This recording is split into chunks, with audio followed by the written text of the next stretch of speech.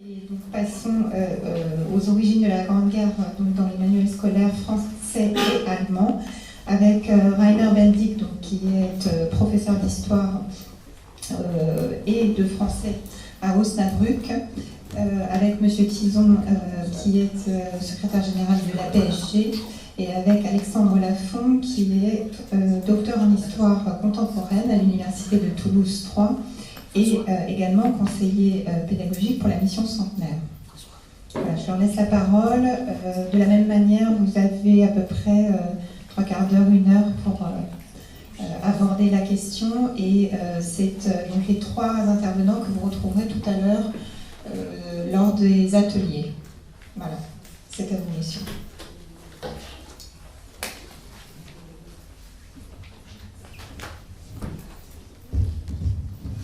Bien, je suis chargé par mes 3 collègues, mes 2 collègues, de parler en premier. Je voudrais d'abord remercier les organisateurs, François Couchet, Maurice Weiss, et puis toute l'équipe du musée, emmenée par Michel Rouget, pour m'avoir convié à cette intervention. Évidemment, après les exposés savants que nous avons entendus, beaucoup d'éclairages ont été apportés et qui peuvent être utiles à la compréhension des raisons de cette Première Guerre mondiale. Quel intérêt pour illustrer un cours aujourd'hui ou de questionner des manuels qui ont été élaborés à des dates différentes sur le pourquoi de la guerre, sur quoi insiste-t-on dans les années 20, dans les années 30 et aujourd'hui. Bien sûr, là je vais passer rapidement sur la manière d'aborder cette étude. Il faut tenir compte du contexte, des programmes, des instructions, des horaires, de l'âge des élèves, la formation des maîtres, de l'état de la recherche historique, de l'état de la mentalité des pays, etc. La question qui se pose, c'est quand même ne pas interroger, ne pas étudier, ou en tout cas étudier que succinctement les causes d'un événement comme la Grande Guerre, ne permet pas aux élèves et ne permet pas au grand public, je pense à certains articles de journaux, de comprendre le processus qui à un moment donné a déclenché le conflit, je veux dire un conflit, et étudier, et quel conflit d'ailleurs. Et donc, pour quelles raisons la guerre a-t-elle eu lieu? Pourquoi les Allemands et les Français se sont fait la guerre pendant plus de 4 ans? Bien sûr, comme l'a dit tout à l'heure François Couchet, l'étude des causalités n'épuise pas le sujet pour expliquer le déclenchement de la guerre. Il serait dangereux aussi de centraliser tout un cours du secondaire ou du primaire sur les causes de la guerre. Ça ne va pas se faire d'ailleurs en raison des programmes. Mais ça serait dangereux parce que ça voudrait dire qu'on surdétermine la chaîne des causes, on fait du déterminisme, et que les choses étaient écrites d'avance, ce qu'a nous a très bien dit Maurice Weiss ce matin, rien n'était écrit, et il y a eu un incident et qui a servi de prétexte pour déclencher la guerre. Donc, pour étudier cette recherche des causes, je vais d'abord regarder un petit peu ce que les manuels français, je précise, puisque le premier Rainer Bendig a fait sa thèse sur une comparaison des manuels franco-allemands, donc je connais parfaitement la question et je ne vais pas m'aventurer trop en Allemagne. Donc d'abord, étudier les manuels empreints de nationalisme, aussi bien au primaire qu'au secondaire, dans les années 20. Ensuite, on assiste à une avance de changement dans les années 30, dans les manuels de classe de philosophie et de mathématiques, comme on disait, et aussi dans certains manuels de l'école élémentaire. Et enfin, un changement radical dans l'approche des causes de la guerre à partir des années 50, et nous appuierons sur un panel de manuels. Je signale que, bien sûr, il y a des ressources qui devraient être complétées. D'ailleurs, ici, nettement, à la documentation de la Grande Guerre sur les manuels, mais ça, je pense que c'est un musée en progression et en avenir. Et si on veut consulter les manuels, il y a deux endroits. C'est le Musée national de l'éducation à Rouen ou la bibliothèque qui est à Lyon, donc l'ancienne bibliothèque de l'UNIRP. Donc, le premier point, c'est à retenir, c'est une vision nationaliste partiale, germanophobe, dans les manuels français des années 20 aux années 30. Et ici, on trouve cette vision dans le Malin Isaac. Le Malin Isaac, qui est un manuel célèbre, et dans l'édition de 1921, il y a un chapitre qui a été ajouté, qui a été écrit par Jules Isaac, qui était un ancien combattant blessé à la guerre comme Pierre Renouvin, et il trouve une analyse complète des origines de cette guerre en 18 pages, alors que maintenant vous avez 5 lignes, 10 lignes dans les manuels actuels, et parfois, je le dirai à la fin, pratiquement plus rien. Donc la responsabilité allemande est nettement engagée dans le déclenchement du conflit. Alors, je ne vais pas multiplier les citations, puisque vous les trouverez dans le dossier qu'a élaboré, rassemblé Rainer Bendick. Mais par exemple, il y a quelque chose sur la mentalité allemande. La mentalité de l'Allemagne moderne, mentalité faite de convoitise, d'orgueil, d'un immense appétit de domination, joint au culte de la force brutale, telle est en dernière analyse la cause profonde de la guerre. Vous voyez déjà, bon, alors je vais les multiplier. La guerre générale de 1914 a pour cause fondamentale la volonté de guerre de l'Allemagne. L'Allemagne a voulu ardemment la guerre pour s'assurer de la domination du monde, etc. etc.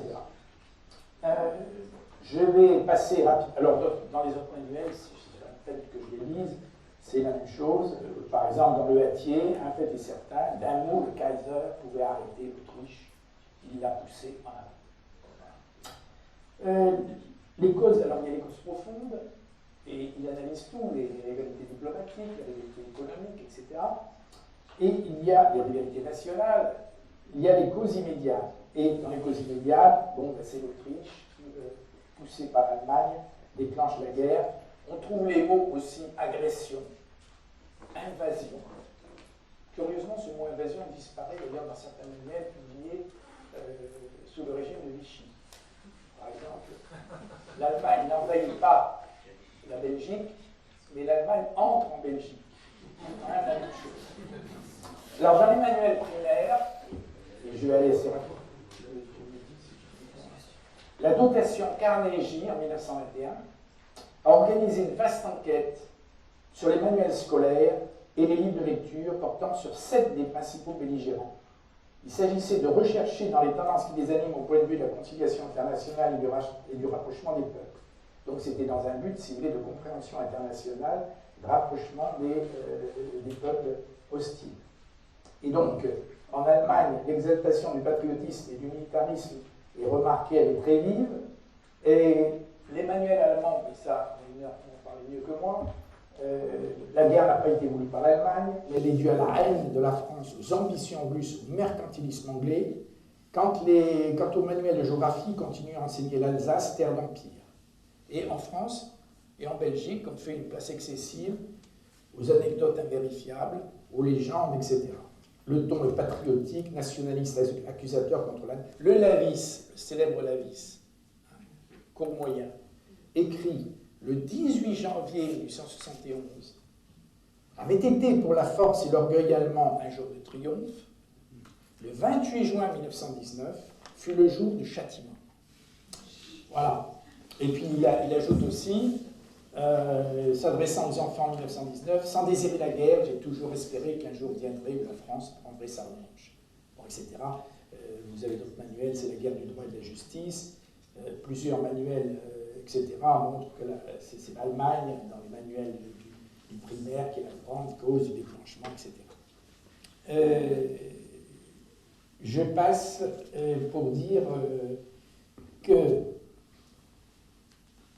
et pour en terminer avec ce premier point, que des efforts ont été faits pour modifier le contenu des manuels du primaire dans les années 20, et dès 1919, il y a des conférence pédagogique cantonale des instituteurs qui ont dénoncé les manuels les plus tendancieux et agi pour les faire écarter des écoles. Je rappelle quand même que les instituteurs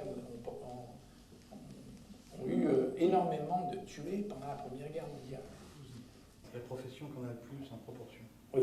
Alors en 1926, le congrès du syndicat national des instituteurs décide de mener une campagne auprès de 80 000 instituteurs qui tend à éliminer des écoles primaires 28 manuels, dont 7 d'histoire-géographie chauvin et nationaliste. Pour être à nouveau accepté par les instituteurs, il faut procéder à des révisions.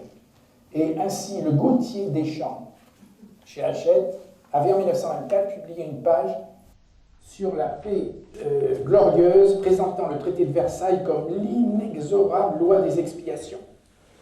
Eh bien, l'édition de 26, 2 ans après, remplace cette page par le nombre de morts de tous les pays et par les objectifs de la SDN. Oui, pour être accepté par les instituteurs, il faut parler de paix et de compréhension internationale. Et puis le syndicat va plus loin. Bon, il publie même un ouvrage, mais dont Rainer Bendick m'a dit que le ton était quand même anti-allemand. Et il y a un contre-manuel qui va être édité par un groupe de professeurs et d'instituteurs de la Fédération des instituteurs, édité par l'école émancipée, qui traduit le courant pacifiste chez les instituteurs. C'est le seul manuel qui dit que l'Allemagne n'a pas de responsabilité dans le déclenchement du conflit. Il dénonce la concurrence des grands pays industrialisés, la haine distillée par les journaux et par les livres, et les auteurs anonymes concluent quand les peuples mieux instruits se connaîtront mieux, ils cesseront de se haïr, et les gouvernements ne pourront plus les lancer les uns contre les autres, etc. etc. Dans le deuxième point, sur lequel je passerai vite, il y a une amorce de changement, et cette amorce de changement, c'est surtout dans le manuel Mallet-Isaac, qui est complètement refondu avec toute la collection et qui sort en 1931, Jules Isaac, qui critique sa propre version, qu'il a été témoin et non pas historien. C'est un ancien combattant qui, si vous voulez, va chercher les causes, les origines de la guerre, avec d'ailleurs Pierre Renouvin, mais pas tout à fait dans le même sens, et tout en donnant la priorité à la vérité historique, c'est aussi un citoyen engagé. Il y a les deux.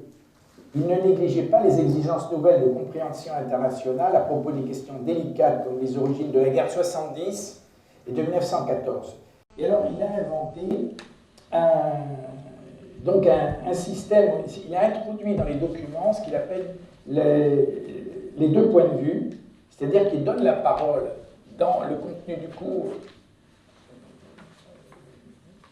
lui-même, enfin, au point de vue français, mais en annexe, il donne sur plusieurs pages, 5 pages, des extraits d'un manuel allemand, qui évidemment dit le contraire de ce qui est dit dans le manuel, même amélioré, de Jules Isaac.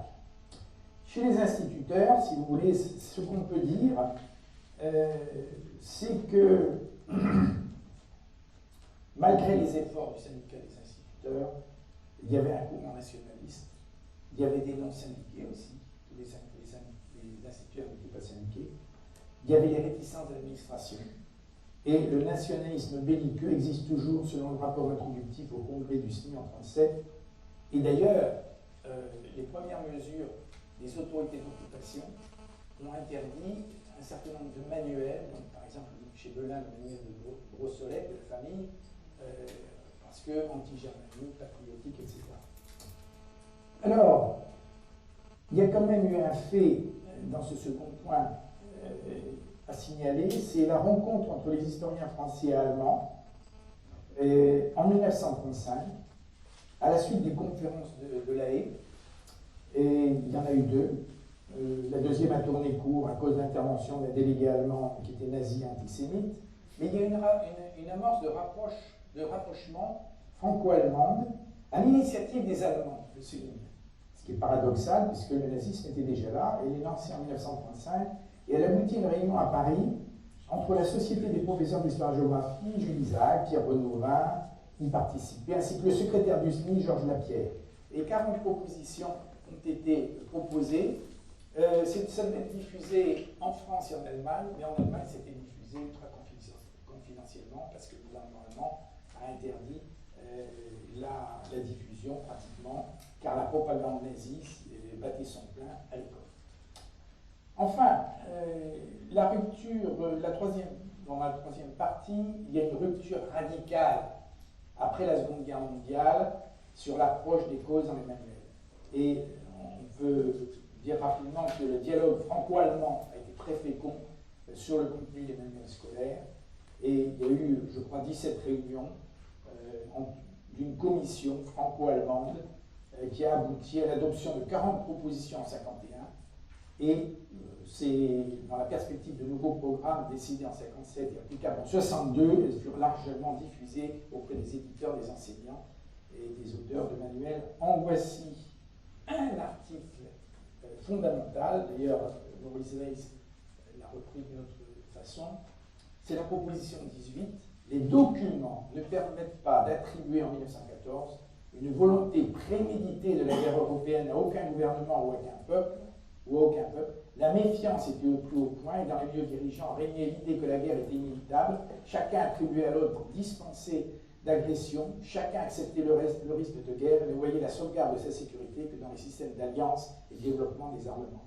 Ensuite, il y a eu, mais ça je passe parce qu'on en a beaucoup parlé ce matin, ainsi à Dijon en 1965, la rencontre a été consacrée de cette commission à la guerre de 14-18 entièrement au colloque de Dijon. Et la thèse de l'historien Fischer, il était présent d'ailleurs, le professeur à l'université de Hambourg sur les responsabilités du Reich dans le déclenchement de la Grande Guerre. Il fut discuté par les historiens allemands et français. Évidemment, la discussion a été vive et c'est plutôt, il a été fortement contesté.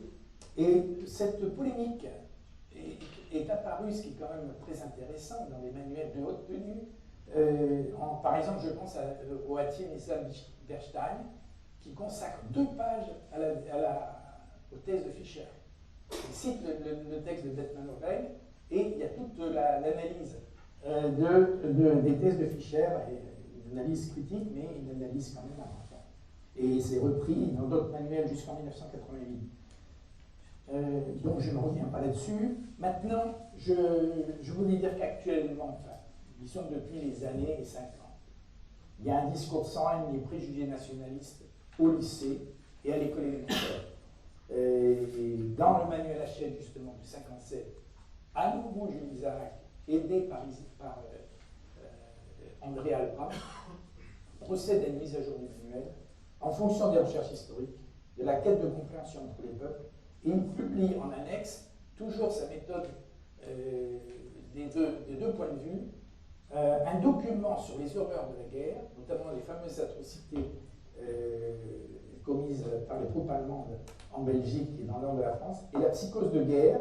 Donc il y a les témoignages allemands, depuis le simple soldat jusqu'au général d'armée von Kluck, et puis il y a les témoignages de l'historien Pirenne au sujet de l'existence du franc-tireur. Donc les programmes, et voilà, je vais très vite parce que je voudrais conclure, les programmes de 2002, là je saute parce que bon, on ne va pas faire l'exhaustivité des programmes, et les manuels abordent, comme ceux qui ont été repris en 2007, abordent la question des responsabilités lointaines ou proches, mais là c'est réduit à des cartes ou à quelques lignes. Par exemple, l'attentat de Sarajevo, qui est quand même très important pour comprendre le déclenchement, eh bien, il apparaît dans une échelle chronologique ou dans l'occasion d'un petit paragraphe de 2-3 lignes. Et à l'école élémentaire, si vous voulez, je n'ai pas dit que c'était la catastrophe, parce qu'on en parle quand même dans les manuels à tir, mais ça s'est réduit au fil des programmes, parfois ça a complètement disparu, selon les modes pédagogiques ou les modes didactiques. Et puis, donc là, je suis obligé de passer. Qu'en est-il aujourd'hui? Eh bien, alors, justement, la situation est très contrastée. Et amène quand même, si vous voulez, une certaine prudence. Depuis les programmes de première de 2011, la Grande Guerre est étudiée, conformément d'ailleurs aux recherches, aux nouvelles recherches, au champ historiographique, sur la culture de guerre. Elle est étudiée sous l'angle de l'expérience combattante dans une guerre totale. Par exemple, dans le manuel Belin, le chapitre s'ouvre sur une carte de la guerre en Europe, où les forces en présence sont indiquées. Il y a un commentaire de quelques lignes d'une carte de l'Europe qui parle de fortes tensions nationalistes et de l'assassinat de l'archiduc héritier qui provoque l'entrée de la guerre de l'Allemagne par le jeu des alliances de l'ensemble des puissances européennes, etc., etc. Je vois 3 points positifs actuellement. D'abord, le manuel d'histoire franco-allemand, qui malheureusement en France ne se vend plus puisque les programmes ont changé en 2011. Et donc, on n'étudie plus vraiment la guerre, surtout la Seconde Guerre mondiale d'ailleurs, sous l'angle classique, enfin, bon, avec un déroulement chronologique. Mais le manuel d'histoire franco-allemande, c'est quand même une aventure. Il n'est pas publié chez Nathan Chiclette. Il illustre cette approche apaisée du récit de guerre. Il y a ce qu'on appelle les récits croisés, un peu la méthode de Jules Isaac qui a été reprise, avec les points de vue allemands et les points de vue français, qui ne cherchent pas d'ailleurs à fusionner, mais s'il y a des divergences, on les indique. Deuxièmement, et ça je voudrais qu'on montre quelque chose à l'écran, les nouveaux manuels de primaire redonnent justement un paragraphe sur les causes. Bon, vous allez me dire qu'il n'y a que 2, il n'y en a que 3 manuels. Avant, il y en avait toute une flopée, maintenant, il n'y en a que 3. Et il redonne un cadre chronologique, et donc ça, c'est positif. C'est les nouveaux programmes. Et puis, j'allais dire, mais là, je vais parler de l'actualité la plus récente. Nous, en tant qu'association de professeurs d'histoire-géographie, on a fait une démarche auprès de la DGESCO, du ministère de l'Éducation nationale, qui s'occupe des programmes, pour essayer de leur dire, mais attention, on ne voit plus les causes de la Première Guerre mondiale. Ceux qui entraînent chez les élèves des questions.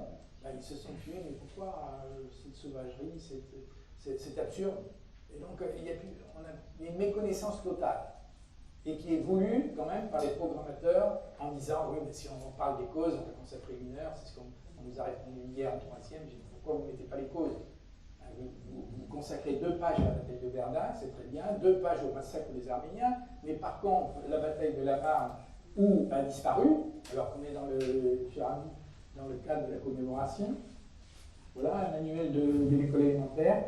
Et puis, voilà, on a demandé donc que ces causes réapparaissent dans le cadre de la future loi de refondation sur l'école qui va dans un horizon à 2017 redire tout ça. Et donc, si vous voulez, je conclus, si j'ai encore le temps de conclure, non, je n'ai pas le temps.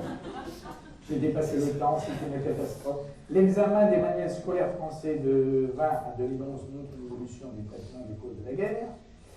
Il y avait un contenu très à charge contre l'Allemagne et l'Autriche-Hongrie. Il s'agissait de rechercher un responsable, de rechercher un coupable. Et dans les manuels du primaire jusqu'aux années 30, on mettait en cause l'Allemagne, c'était la même chose dans les manuels du secondaire. Dans les années 30, il y a un changement qui s'amorce, qui est perceptible, et c'est surtout après la Seconde Guerre mondiale que le dialogue s'installe, qu'il y a responsabilité partagée, pour dire dans les derniers échos des manuels.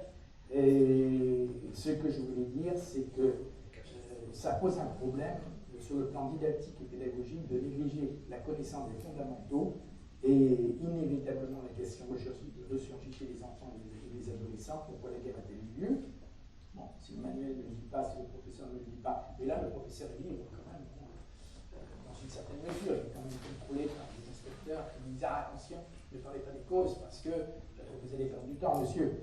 Mais est-il nécessaire de se garder? Alors il est quand même nécessaire aussi, ça je reviens sur ce qu'avait dit François Couchet, de toute démarche téléologique, parce qu'évidemment, ça pourrait être, si on consacre trop de temps aux causes, évidemment, ça voudrait dire que la guerre de 14, découlement d'un enchaînement de causes lointaines, immédiates, mène inévitablement à la guerre. Voilà, je vous remercie.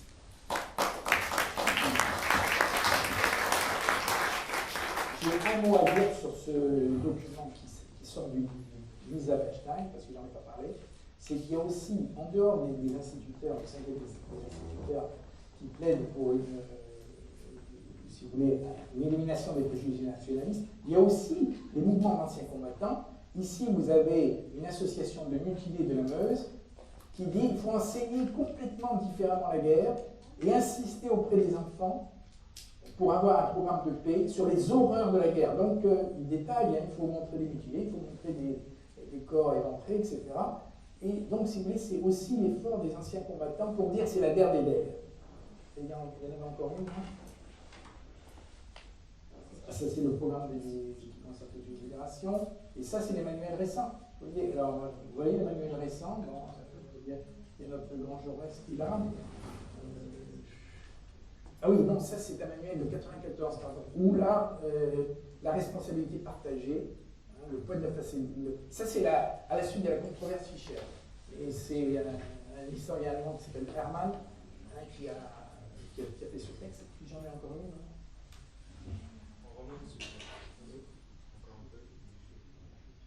Voilà, alors, voilà quand je vous disais les derniers manuels, hein, voilà les causes.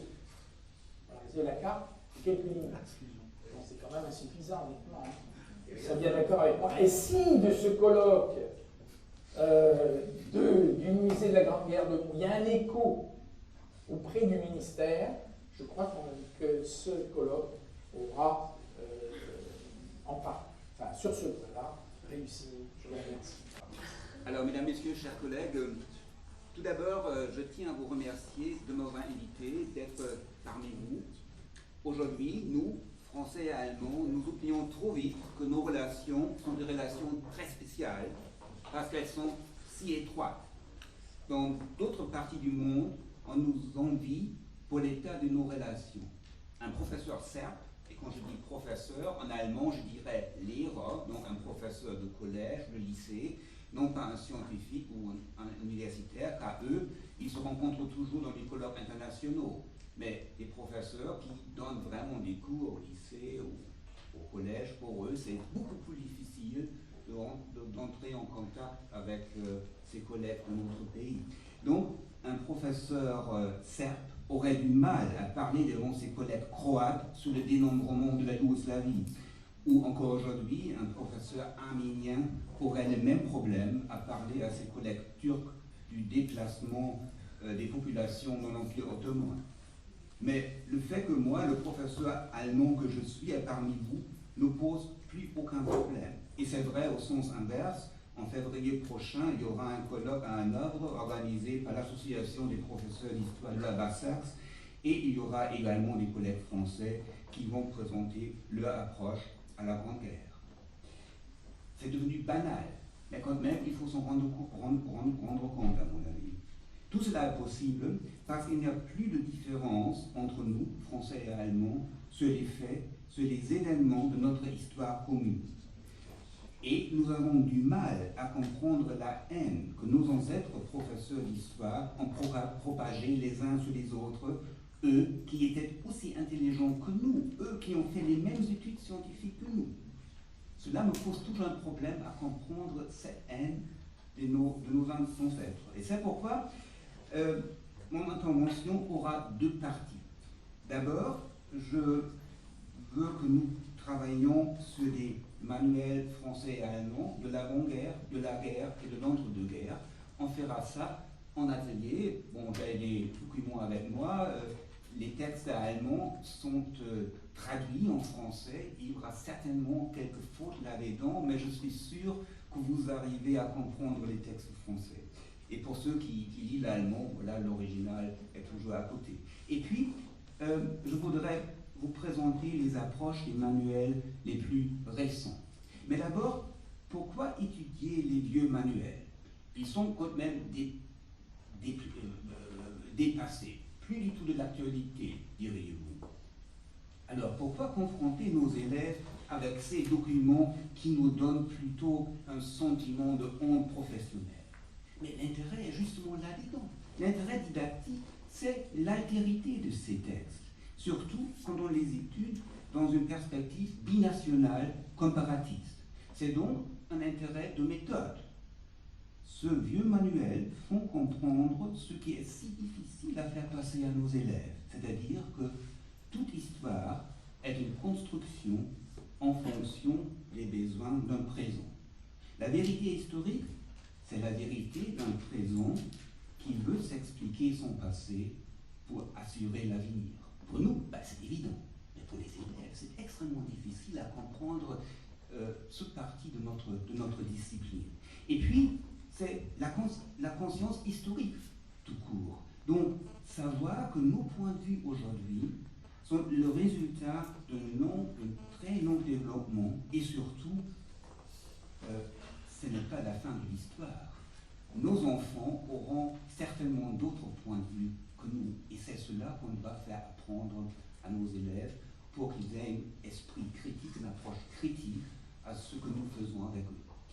Et pour cela, à mon avis, l'étude des vieux manuels dans une perspective binationale est vraiment très très utile. Alors, on fera ça en atelier. Il s'agit pour moi de bien saisir la place de la Grande Guerre dans l'histoire scolaire français et allemand. Et là, vous allez voir que pour les Allemands, en 1914, il y avait un problème crucial. Ils devaient réécrire leur histoire d'avant 1914 en une histoire d'avant-guerre.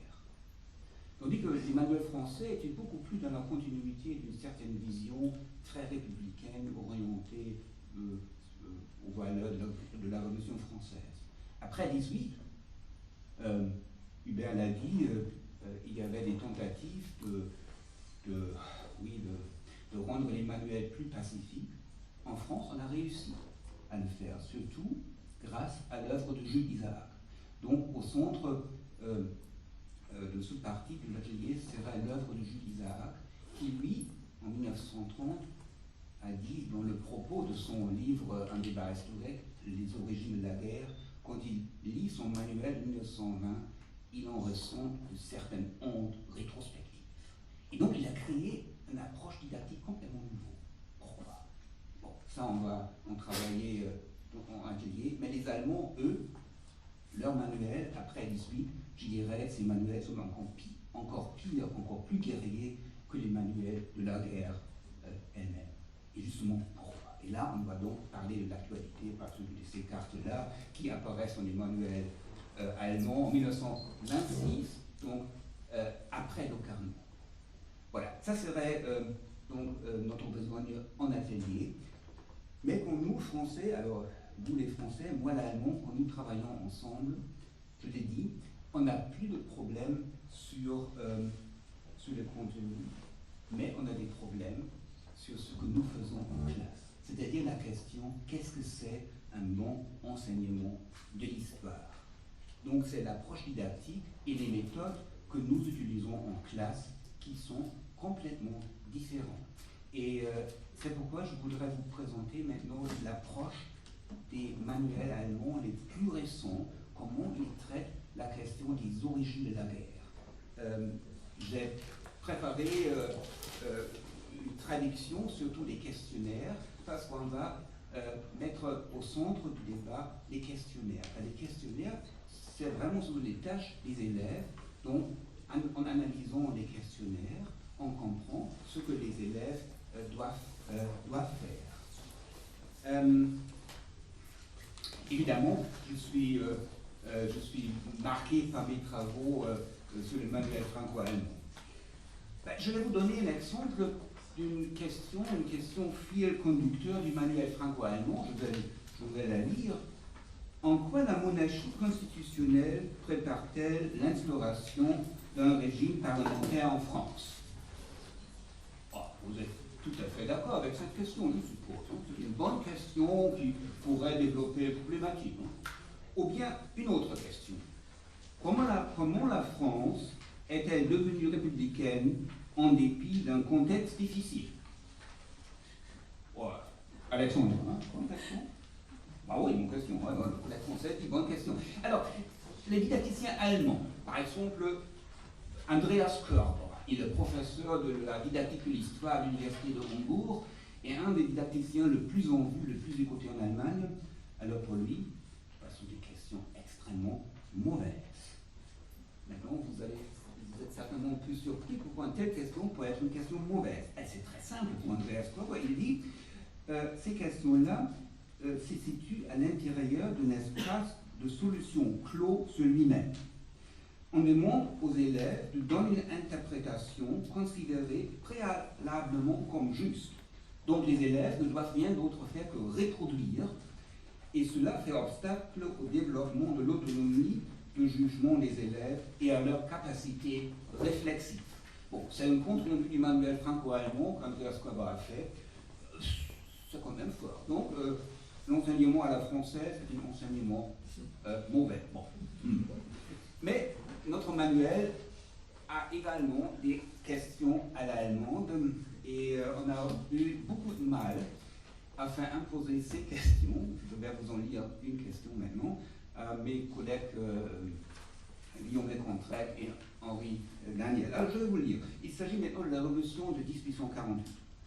Si, à l'occasion de l'anniversaire du début de la révolution, vous devez, dans une brève allocation au Parlement européen, juger de la dimension européenne de la révolution de 1848, que diriez-vous? Essayez de ne pas idéaliser rétrospectivement l'évolution historique. Alors, je vais déjà dire, Guillaume Lecontrec, question ludique, pas sérieux. Alors vous, dans vos cours en Allemagne, vous faites n'importe quoi, mais faites-moi pas de l'histoire. Alors là, vous avez vraiment un exemple du débat qu'on a eu entre Français et Allemands en faisant ce manuel-là. Un bon enseignement à l'allemande doit toujours être en rapport avec l'actualité et surtout, on doit orienter les élèves vers l'action. Et ces malentendus que je viens un peu de vous montrer en une caricature, ces malentendus jouent aussi en ce qui concerne la Grande Guerre. Et pour la guerre, il faut ajouter quelque chose. Le scepticisme allemand, mais je dirais plutôt le scepticisme de la RFA, donc né de la rééducation des Allemands après 1945, ce scepticisme allemand face aux actions militaires.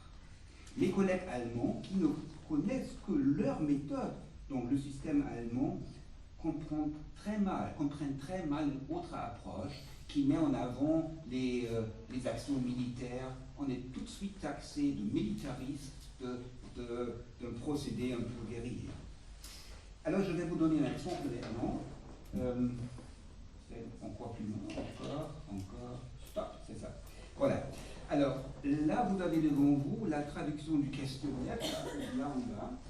Cette ouverture typique de manuel allemand. Vous avez un bref texte auteur, puis des sources, 5 sources, des sources diplomatiques, des diplomates qui, dans leur rapport, proposent telle ou telle politique. Alors les élèves, dans le questionnaire, sont appelés à former, à développer un jugement personnel. Et le questionnaire, vous l'avez sur la première page de la feuille que je viens de distribuer.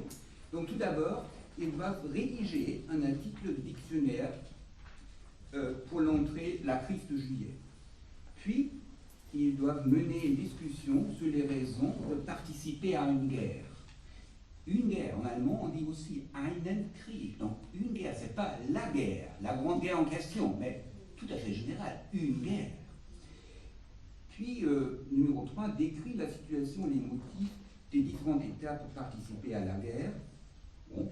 Numéro 4, là, vous savez, le vocabulaire didactique, pédagogique est extrêmement difficile à traduire. En allemand, on dit « setze dich auseinander mit ». Ah, qu'est-ce que c'est en français? Je traduis par « expliquer ». Ah non, je n'ai pas bien trouvé le mot. Il vaut mieux dire « fais une lecture critique ».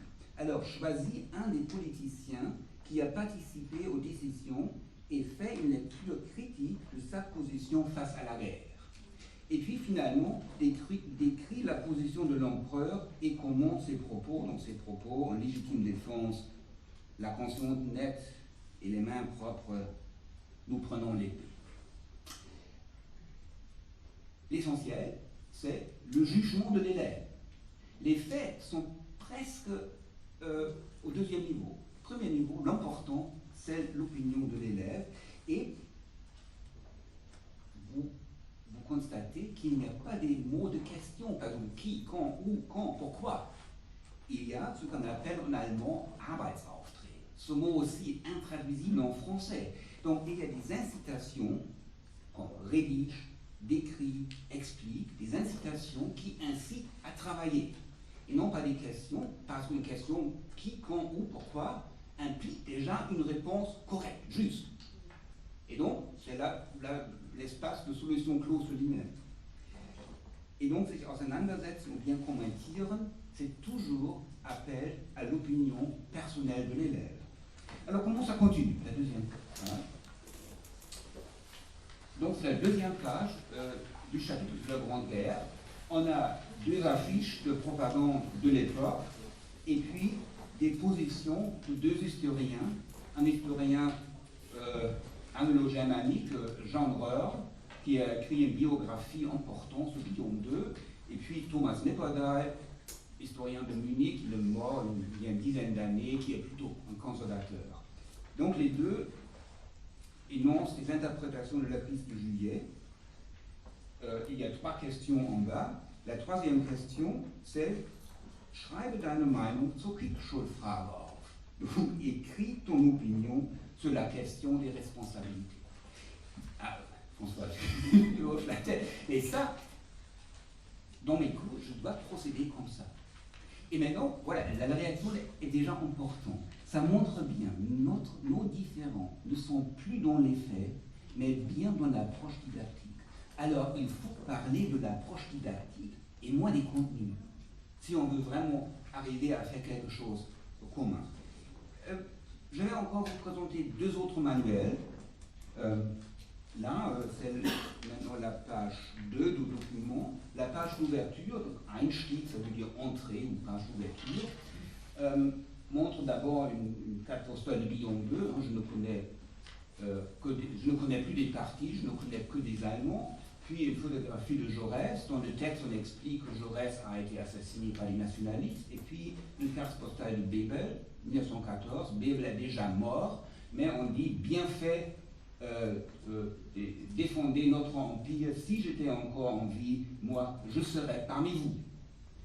Mais le texte de la page d'ouverture est un extrait d'un roman. Un roman, Jahrgang 1902, la classe 1902 de Erich Gläser. Ce roman est apparu en 1928. Là, il y a une discussion des ouvriers qui acceptent finalement la guerre parce qu'ils veulent d'abord venger des ouvriers allemands, qui d'abord ils veulent venger le camarade Jaurès, et puis ils veulent avoir des réformes sociales. La deuxième question, elle est significative aussi pour l'approche. Les attentes des ouvriers peuvent-elles être réalisées par une guerre? Discutez-en en classe. De nouveau, pas une guerre, non pas la guerre. Durch einen Krieg est écrit en allemand, c'est bien l'article indéfini. Alors là, la guerre est vraiment décontextualisée et c'est une mise en garde contre la violence militaire et la violence guerrière en général. Le troisième exemple va vous peut-être surprendre le plus. Le manuel s'appelle Horizonte, et c'est la maison d'édition Westermann à Brunswick qui a publié ce livre. Donc on a d'abord un texte d'auteur, et puis ça continue sur les origines de la guerre, sur la vérité de la guerre, et puis on a une page des sources. Là on a une source, une lettre d'un volontaire, puis un prêtre, et finalement des sociodémocrates qui s'expliquent sur la guerre. Et maintenant, voilà, qu'est-ce qu'on doit faire en classe avec? Un jeu de rôle. Un jeu de rôle. Donc, les élèves choisissent des rôles, par exemple un ouvrier, une ouvrière, un officier, un professeur, un prêtre, un petit commerçant, un couple, époux, épouse, un lycéen ou bien un paysan. Et puis, on leur explique comment on doit mener un jeu de rôle en cours d'histoire. Donc, il faut d'abord s'informer sur les personnes. Justement, ce sont les sources auparavant. Quand on a une lettre d'un paysan qui décrit ses sentiments, ou d'un prêtre dans une région très rurale en Bavière, par exemple. Donc, les élèves trouvent là les informations qu'ils doivent mettre en scène.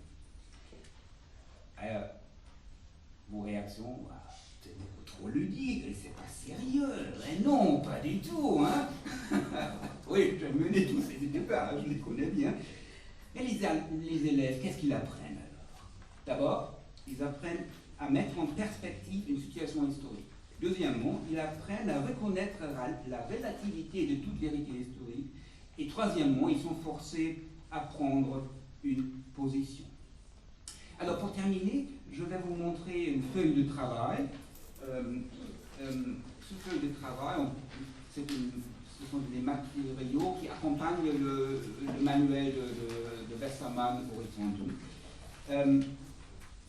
Et ici, il y a bien sûr une orientation, une normativité qui n'est même pas tellement cachée, mais qui est vraiment un consensus chez mes collègues, sauf ceux qui sont vraiment à l'extrême droite, en dehors, je dirais, du consensus de la RFA. Peut-être quelques-uns parmi vous connaissent l'interview que Jean-Jacques Becker a postée sur la page internet du centenaire. Hein. Cette interview où il dit, oui, dans mon bureau, parmi mes livres, il y a encore le casque d'acier de mon père, et puis il parle de la nécessité de fondre son pays. Alors, cette feuille de travail commence par une image, par un dessin de Käthe Kollwitz, les volontaires, et l'élève doit décrire ce dessin. Les volontaires ici ne sont pas des héros, c'est une danse macabre. Et puis, il y a une source, un extrait d'une lettre d'un jeune officier.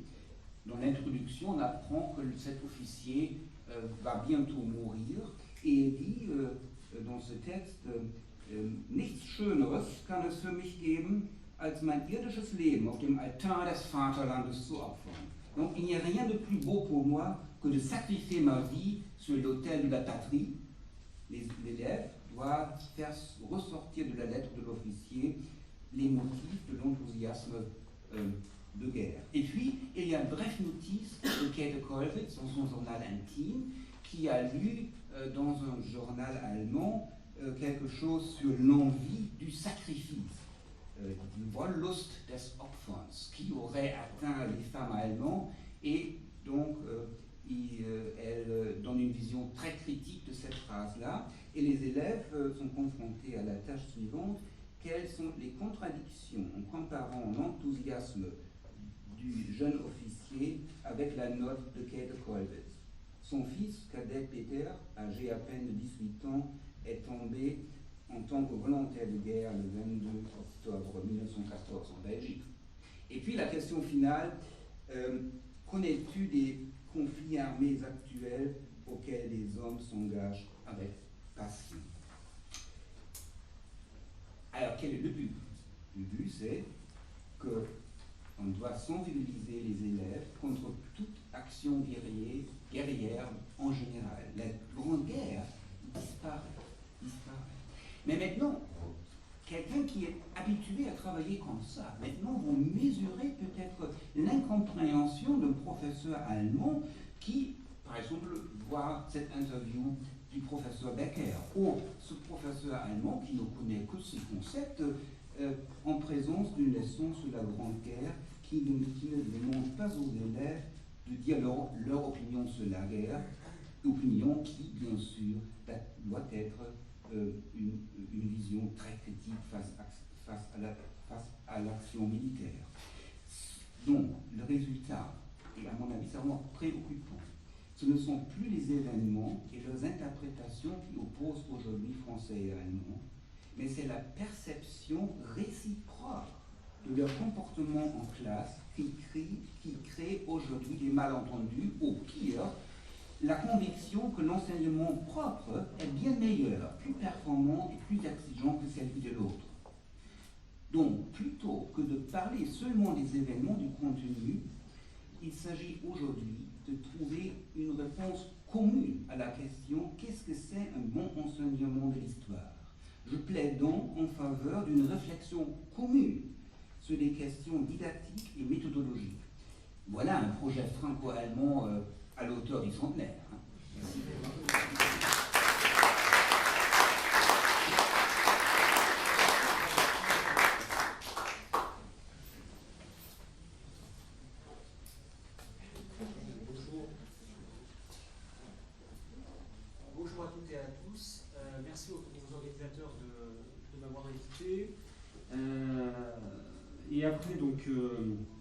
ce beau panégyrique, la didactique allemande, je retiens en tout cas, et je suis heureux que le portail du centenaire, le portail français du centenaire soit lu en Allemagne, ce qui est déjà une esquisse de rapprochement dans le cadre des commémorations du centenaire de la Première Guerre mondiale.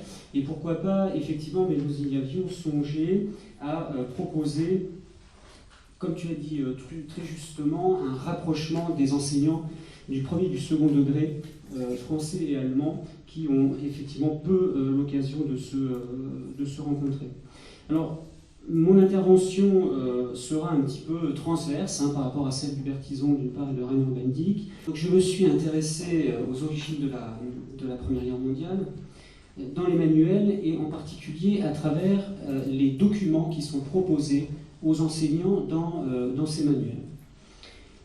Alors peut-être une remarque, ou deux remarques liminaires. La première, c'est que je suis effectivement dans le cadre du centenaire tout à fait étonné de voir que cette question des origines qui a été exposée par Peter Jackson dans la première partie de l'après-midi sont aussi vivaces 100 ans après l'événement. Et je suis sûr que dans le cadre du centenaire, on va pouvoir, ça va être l'occasion là aussi, et en tout cas, comme conseiller pédagogique, j'appuie cette notion-là, l'occasion de mettre à distance l'événement, les mémoires qui ont été portées par l'événement jusqu'à aujourd'hui, pour essayer de réinterroger la Première Guerre mondiale, et pas seulement par le prisme des questions qui ont été posées par les contemporains. Puisque la question des origines et des causes, tu l'as rappelé, est une question posée par les contemporains. Mais quelle question nous posons aujourd'hui au conflit, et ça rejoint le propos de Rainer Bendick et l'enseignement de l'histoire en Allemagne aujourd'hui. La deuxième remarque, elle portera justement sur cette réflexion didactique que nous devons avoir sur l'histoire, et en particulier sur les documents, et ça va être le propos de mon intervention aujourd'hui. Alors, la Grande Guerre, ou la Première Guerre mondiale, il faudrait que l'on parle de Première Guerre mondiale, entre dans les programmes dès la fin du conflit, à l'école primaire, et de manière continue jusqu'à aujourd'hui. Aujourd'hui, justement, c'est un conflit qui est enseigné en classe de 3e, d'une part, mais enfin donc, du 3e cycle à l'école primaire, et en classe donc, de première. Ça veut dire que les élèves en France il est enseigné également au lycée professionnel, donc vont avoir dans leur scolarité, vont être confrontés 3 fois de suite à l'événement, avec des démarches évidemment différentes. C'est dire encore une fois le poids de la Première Guerre mondiale qui n'a pas été effacé des programmes scolaires. Et cet événement, il faut l'avoir en tête aussi, il me semble, quand on aborde les manuels scolaires, il clôt d'abord en 1920 le programme scolaire des élèves. En 1920, la Première Guerre mondiale, c'est la fin de l'enseignement de l'histoire, c'est de l'histoire immédiate. Aujourd'hui, nous sommes 100 ans après l'événement. Donc évidemment, la place du conflit ne va pas être du tout la même en 1920, fort logiquement, qu'aujourd'hui. Aujourd'hui, la Première Guerre mondiale fait entrer l'Europe et le monde dans le XXe siècle. Ce n'est peut-être pas le cas en 1920. Il me semble ici que c'est intéressant à voir, et c'est un objet intéressant aussi à étudier, puisque nous allons pouvoir un petit peu prendre connaissance du cheminement de cette place de la Première Guerre mondiale dans les manuels scolaires et dans la fabrique scolaire de l'histoire. Alors, comme ça a été rappelé, les manuels sont marqués sur le fond et sur la forme par le Mallet-Isaac dès les années 20. Mais dans les années 60-70, on assiste à une démocratisation de l'enseignement, avec un retard du côté du lycée. Il faudra attendre donc, le milieu des années 70, avec l'école pour tous, et la loi Abi 1975. Et il faut se dire que, également, dans ces remarques liminaires, les manuels scolaires ont d'abord été pris en main et pris en charge par, d'une part, les historiens et l'institution, par le biais des inspections.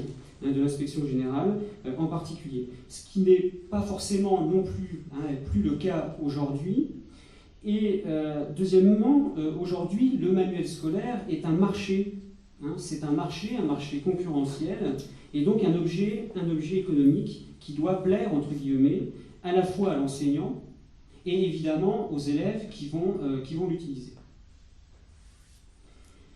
Et donc l'étude des documents proposés dans le manuel me paraît de ce point de vue tout à fait révélateur de l'évolution d'une part d'un rapport à l'événement et d'autre part de la manière dont on va enseigner cet événement. Elle relève en fait de l'économie, si on part des documents dans le manuel scolaire, de l'économie du document en histoire d'une part par rapport à l'événement et l'économie du document dans le cadre de l'enseignement. Peut-on lire des changements dans les manuels scolaires de 1920 à nos jours? Comment a été et sont utilisés les documents comme support de cours qui constituent des manuels? Quel statut ont ces documents? Alors, je vais traiter de cette question en 3 temps, en fait, en reprenant une sorte de chronologie. D'abord, nous allons avoir des documents dans les manuels scolaires qui traitent de la Première Guerre mondiale et en particulier de ses origines. Des documents qui viennent d'abord illustrer le cours dans le cadre d'une présentation de la suite du roman national des années 20 et jusque dans les années 60-70 en particulier et à l'école primaire. Dans un deuxième temps, à partir des années 60 au lycée et dans les années 80-90, 80 plutôt, pour le collège, des documents qui donnent davantage, en fait, davantage à faire comprendre l'événement. Donc on passe du roman national au cours d'histoire proprement dit. Et enfin, des documents au service de l'élaboration du récit du cours lui-même, qui n'est plus seulement le récit proposé par l'enseignant. Donc on a le temps du cours d'histoire à partir des années 90, c'est-à-dire l'histoire qui est forgée à partir de l'étude des documents. Alors, les documents qui viennent illustrer le cours d'histoire, dès donc les années 1919 et 1920, et j'ai étudié ici, alors évidemment mon étude est très lacunaire, puisque je me suis basé en particulier sur le fond du musée de Meaux, et en quelques minutes, je ne peux pas évidemment rentrer dans beaucoup de détails. Je retiendrai qu'au début des années 20, en termes de documents, nous avons évidemment peu de documents dans les manuels. C'est d'abord et avant tout un récit, et les documents sont là pour illustrer le cours. On est plutôt dans l'image d'Épinal. Et également, nous avons une histoire immédiate et sensible, comme ça a été rappelé, qui présente en fait la Première Guerre mondiale comme la Grande Guerre, et évidemment avec des origines qui sont à regarder du côté de l'Allemagne. Alors par exemple, un premier manuel ici, ou un précis donc, de Petit Charles, je crois qu'il est juste derrière, j'y reviendrai. Donc voilà quelques éléments qu'on trouve dans ces manuels. Vos pères et grands-pères se sont battus, vous devez connaître les principaux événements de cette guerre qui vous a fait souffrir et d'où la France est sortie plus belle. On retrouve là évidemment l'inscription dans le roman national et dans l'institution, dans l'instruction vis-à-vis des jeunes Français. Et évidemment l'image d'Épinal, la gravure qui montre l'héroïsme des combats et justement les combattants qui sont mis en situation de combat. On va voir que dans l'évolution des documents qui sont présentés, il y aura des changements notables. Petite histoire illustrée ici de la guerre de 14, donc la guerre de 1914, comme si il n'y en avait évidemment pas d'autres. Alors ça, à l'inverse, par exemple, des réflexions qui ont été faites par Rainer Bendick sur les monuments, sur les manuels allemands. Donc aucune mise à distance, évidemment, on est dans le roman national, l'Alsacienne qui est présentée évidemment ici, et le livre qui est dédicacé, je cite, « À la mémoire de mon fils, Henri Petit, sous-lieutenant au 3e d'artillerie, tombé sous Verdun le 30 mars 1917, et de tous ses camarades, les héros de la Grande Guerre, morts pour la France. » Vous voyez que le pathos, le traumatisme ici n'est pas évacué, il est au contraire mis en avant, Et ça rejoint un petit peu la construction de ces monuments aux morts à l'entrée des lycées, des grands lycées urbains, ou à l'intérieur du lycée, qui faisait que chaque élève, en rentrant dans l'établissement, était confronté à la mémoire de ses pairs. Et c'est là peut-être une des différences avec l'appréhension de la Première Guerre mondiale entre la France et l'Allemagne, c'est que nous avons un rapport, je pense, très généalogique avec l'événement, d'où, je pense, la réflexion de Jean-Jacques Becker sur cette question-là. Mais dès vraiment le départ, et l'enseignement s'en trouve évidemment impacté.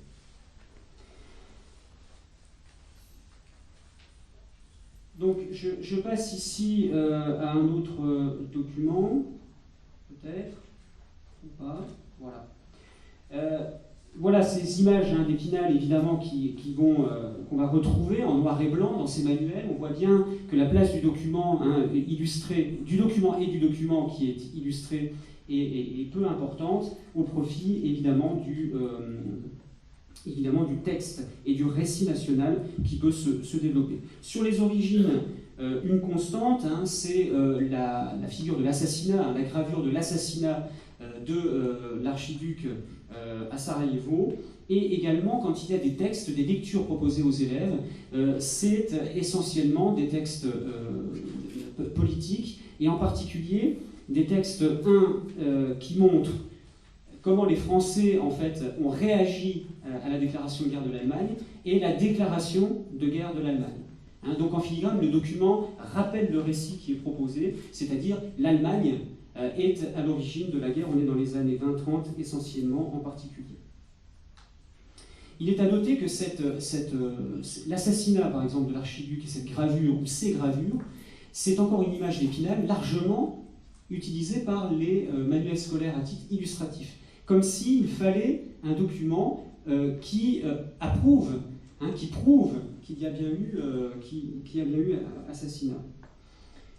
Et donc l'événement déclencheur de la Première Guerre mondiale dans ses causes, on va dire, directes. Après-guerre, pas de changement fondamental dans le traitement, dans les manuels scolaires et dans le choix des documents. Nous avons toujours, évidemment, ici, alors on voit la couverture, l'histoire de France, avec, on imagine, le Panthéon, l'histoire des grands hommes, on se situe toujours dans le roman national. Et puis nous avons cette approche de la guerre et des origines, mais aussi du traitement de la guerre, qui est une approche absolument liée à une histoire bataille, à la fois donc une histoire bataille à travers les gravures, la présentation des combats, des grands combats fondateurs, des grands combats mémoriaux qui ont fait donc la victoire de la France évidemment, et également une histoire diplomatique, puisque les causes, les origines de la guerre sont alliées évidemment au jeu des puissances avant-guerre, et en particulier à la belliqueuse Allemagne.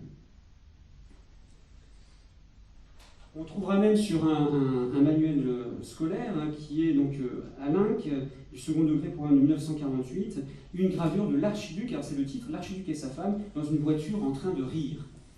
Juste avant l'assassinat qui va plonger l'Europe et le monde dans la guerre. En termes de type de documents qui sont proposés, il reste... Oui, je ne l'ai pas indiqué sur le PowerPoint. En termes de documents, on reste beaucoup dans des documents illustratifs type gravure et dans des extraits de textes qui mettent en avant la réussite militaire de la France pendant la guerre. Et en particulier, quand il y a des illustrations, ce sont des portraits de grands chefs. Dans la même édition, donc 1948, d'Alain, sur 20 documents, on a 10 gravures, et sur ces 10 gravures, 8 sont des grands chefs, soit militaires, soit civils, ceux qui mènent la guerre. Et les poilus, justement, sont présentés. Ils sont présentés sans guillemets, vous remarquerez. Les poilus, comme si c'était une donnée de la guerre, les combattants français étaient des poilus, et ils sont présentés dans leur globalité comme poilus, et non pas comme dans leur expérience combattante, mais comme les soldats de la victoire.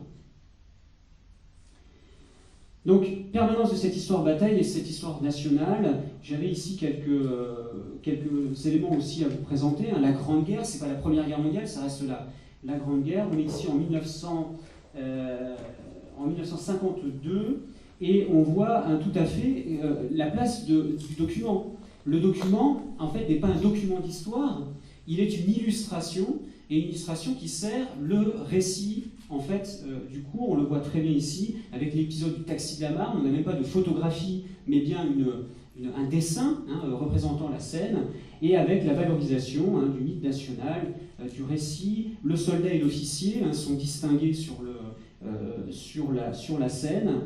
Et puis, le récit, nous sommes en 1914, c'est le début de septembre, la moisson a déjà été faite, de belles meules dorées se dressent dans les champs, etc., etc. On voit un petit peu la forme ici du récit.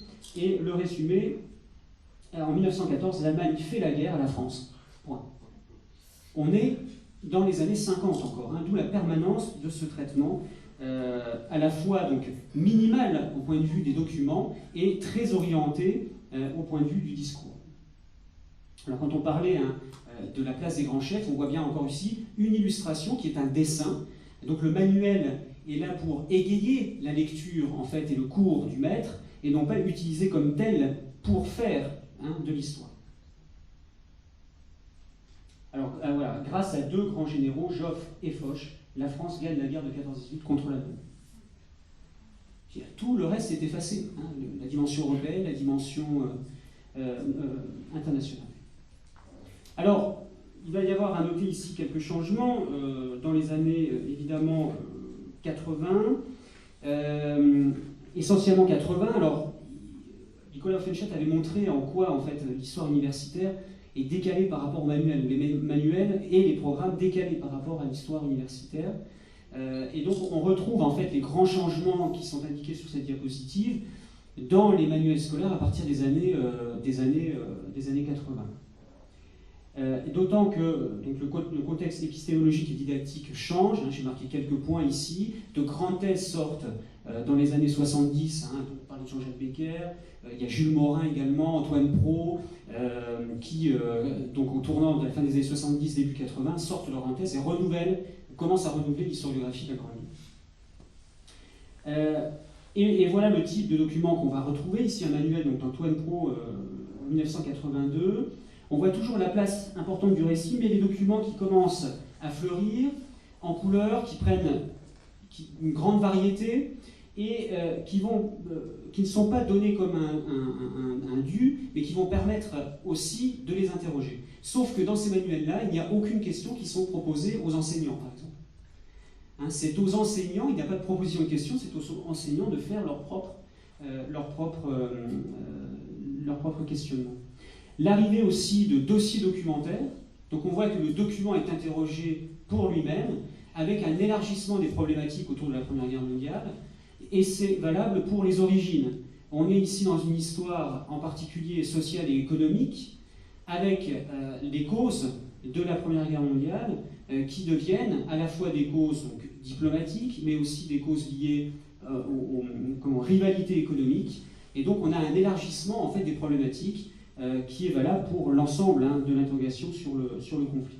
Et on voit prendre la forme que les manuels ont eu dans les années 90 en particulier, 90 et 2000, avec le récit et donc les documents qui viennent pouvoir être interrogés. Et voilà donc les années 90, avec d'une part un changement, donc des transformations ou triple évolution. Cet manuel dans leur ensemble est la place donnée aux documents, programme de 1985, grandes orientations 89, l'élève au centre du système éducatif, et le document qui devient un document patrimonial et qui sert à faire le cours, et qui sert donc de support didactique. Je cite, les élèves doivent être capables de pratiquer différents types de lecture, ça c'est l'accompagnement des programmes de 95, documentaire, analytique, discursif, face à un document, texte ou image, en histoire.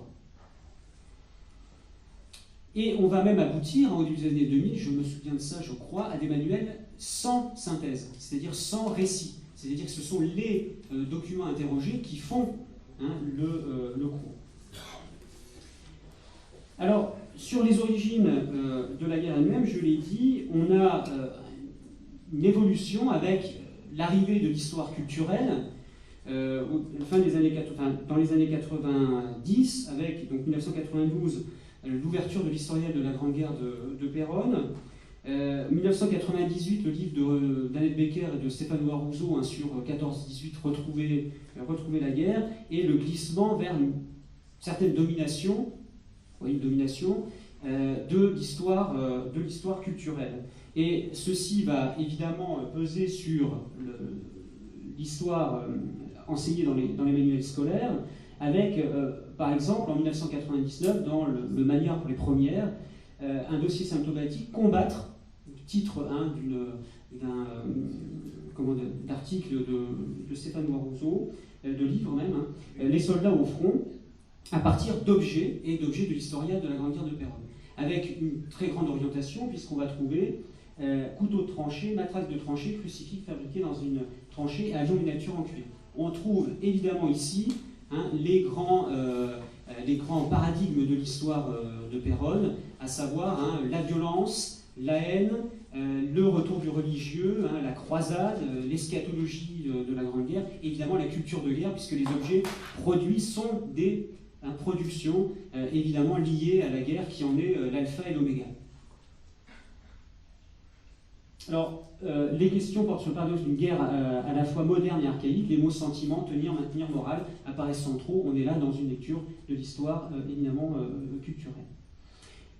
Je terminerai par les nouveaux programmes, et là on voit toute la place, vous avez vu, hein, les premiers manuels, toute la place prise par les documents, hein, la mise en forme, il faut que ce soit attrayant, avec des documents qui sont mis comme il faut, une mise en page qui est évidemment travaillée pour que ce soit à la fois pédagogique et ludique. Sur les origines s'effacent, et je crois que ça a été rappelé, hein, par Hubert Tison, les origines s'effacent complètement, hein, des manuels scolaires, notamment avec les programmes en 3e de 2008, hein, pour se centrer sur l'expérience combattante. Alors là, on voit le glissement, hein, de cette histoire culturelle et de cette thématique de l'expérience combattante qui glisse ici, et avec aussi l'apparition d'une histoire plus mémorielle, une approche plus mémorielle de la guerre, pour avoir étudié pour avoir étudié en particulier donc les manuels scolaires sur une grande durée, on ne voit apparaître que dans les années 90 le monument aux morts. Hein, le monument aux morts qui va interroger pas seulement sur l'événement lui-même, mais sur sa mémoire ou ses mises en mémoire. Et donc on a ici, mais je laisse un petit peu de côté, un retour sur les manuels, et je crois qu'Hubert l'a présenté, sur les manuels de QCM2, et ça sera un élément sur lequel je voudrais insister, sur la permanence, la variété des documents qui sont proposés, variété des documents à la fois iconographiques, avec l'arrivée de la photographie en particulier, variété des documents de texte, puisqu'on fait appel de plus en plus à partir des années 80 aux témoignages de combattants eux-mêmes, mais il y a certaines aussi permanence des images d'Épinal, hein, je l'ai dit avec l'assassinat de l'archiduc, permanence aussi des documents qui font appel aux grands romans mémoriels, hein, d'Orgelès, Remarque, etc., sans qu'ils soient mis à distance. Ce sont des romans, et on les convoque comme s'ils étaient des pièces à conviction, à étudier comme pièces historiques, comme si c'était des documents, on va dire, officiels, issus de l'administration, alors que ce sont des documents donc, mémoriaux à étudier avec une grande mise à distance. Pour conclure sur cette première partie, et je reviendrai en fait dans la deuxième partie, dans le cadre des ateliers, sur les documents et la forme, la façon dont on les interroge depuis les années 90 jusqu'à aujourd'hui, en prenant les manuels de Magnard de 3e. 4 manuels différents, et voir un petit peu cette évolution à la fois historiographique et didactique, d'approche didactique du document. Il me semble qu'il faudrait, ici pour conclure, retenir 3 points, et je ferai pour terminer 3 remarques. 3 points.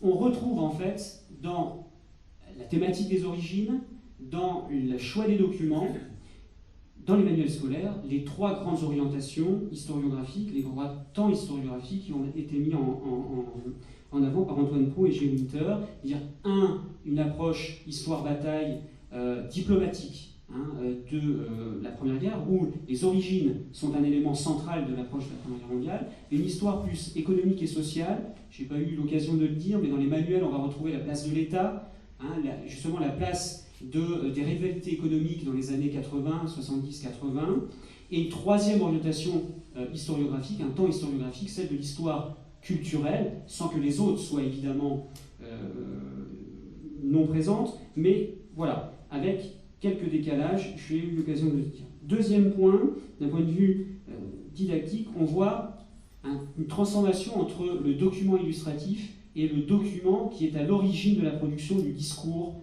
et du cours, de l'enseignement et de la transmission. En gros, le professeur est passé d'instituteur, d'institué, à éducateur. Donc on a une transformation du rôle de l'enseignant, de son rôle social et du discours qu'il doit porter dans son cours.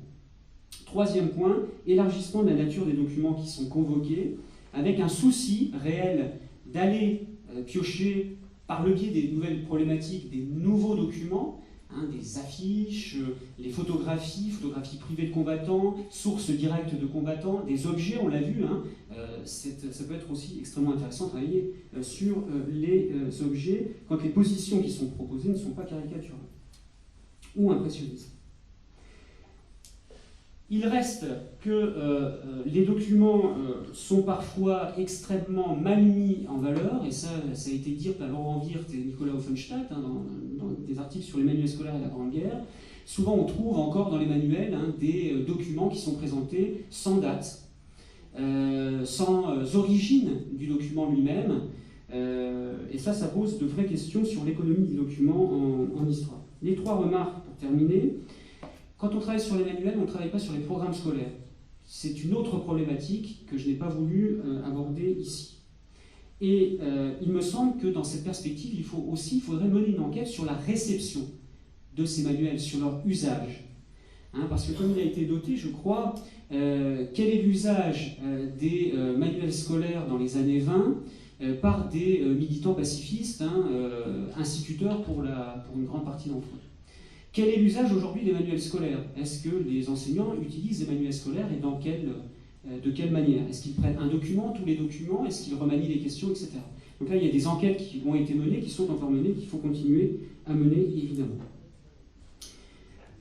Deuxième remarque, donc des lacunes encore sur l'économie du document, des vraies questions à poser sur la façon dont on utilise les documents de notre enseignement. Et troisième remarque enfin pour terminer, il me semble, justement pour revenir sur la remarque de Rainer Bendick, qu'il va être aussi intéressant de proposer des projets pédagogiques dans le cadre du centenaire de la Première Guerre mondiale, justement sur l'usage des manuels scolaires, sur la place de la Grande Guerre dans les manuels scolaires, parce que justement ça interroge notre façon d'enseigner, mais ça va aussi interroger les élèves sur, finalement, pourquoi la Grande Guerre, 100 ans après, a un poids aussi important dans notre histoire française, mais également européenne. Je vous remercie.